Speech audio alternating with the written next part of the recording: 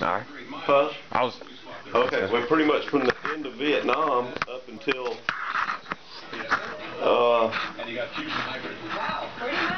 actually when communism, Yeah. that, you know, was the Cold War period. And I don't remember exactly, but it was sometime in the mid 80s, when communism, you know, pretty much went down in Russia. Yeah. Or when this breakup of what the old USSR was. Yeah. And then now you got Russia and, you know, a bunch of different states over there now, but it's not, it's still quasi-communist, but it's not like it used to be. Yeah. But I remember a lot about that. I mean, you know, when you're talking about the Cold War, what you got is, you had the arms race that's involved in that. Yeah. You know, so you got both sides, the United States and the Russians, what it amounted to, the Russians. The Chinese were out of it. I mean, they weren't doing anything. So it was just the United States against Russia. And pretty much everything that was going on was had to do with building up nukes. Yeah. That type of thing. You know, who could do it better. Involved in that too was who's going to be the first man in space. That type of thing too, you know. Yeah. So we were running against them. Who's going to be the first one to the moon?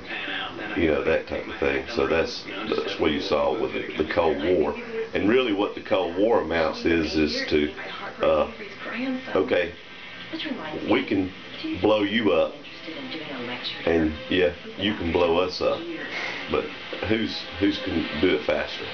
Yeah. You know, then it's communism against democracy, pretty much. And we found out that the communism was not necessarily the way that needed to go. Yeah. You know, because it was oppression. You know, you had you just didn't have the freedom in the communists. And then finally, through technology, you know, back then you didn't even have the internet. Yeah. You know, so a lot of the Russian people, they didn't have any idea what was going on. It wasn't Facebook. You know, they didn't have anything. I mean, and they had censorship over there of all their press. You know, so they could only read but as technology started getting to be more and more, then the Russian people started to see, well, hey, we're not nearly as good off or as well off as the American people are. You know, so therefore we need to change this. So. Yeah. How was for Ronald Reagan, was Ronald Reagan like a good president? Do you think Ronald Reagan was a good president, or? Yeah, Ronald Reagan was a good president in the fact that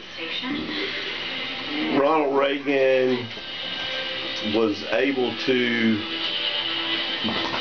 get across his message to a lot of people, and he was very good with foreign affairs. Okay, so he could, you know, talk to all these other countries and stuff like that, and tell them pretty much, hey, this is what you need to do, and they'd listen. He was his economic theory was stuff, and I don't think a lot of the stuff came from Reagan. Reagan surrounded himself with a lot of very smart people. He was very, very adept at getting really, really good people in his cabinet, that type of thing. And guys that stayed on for a long time after he was gone, even out of office. You know, some of his appointees and that type of thing stayed around a long time. But Reagan, I think he was a very effective president in that he was able to do some of the things he did, like I said, his economic theory was a theory called trickle-down economics. And what amounts to trickle-down economics is that if you take care of the people at the higher level, if you give them tax breaks, so if you get like the upper class, if you want to call it the upper class, if you give them tax breaks, then in theory they'll pass that down to everyone else, middle class, lower class, that type of thing. And it worked.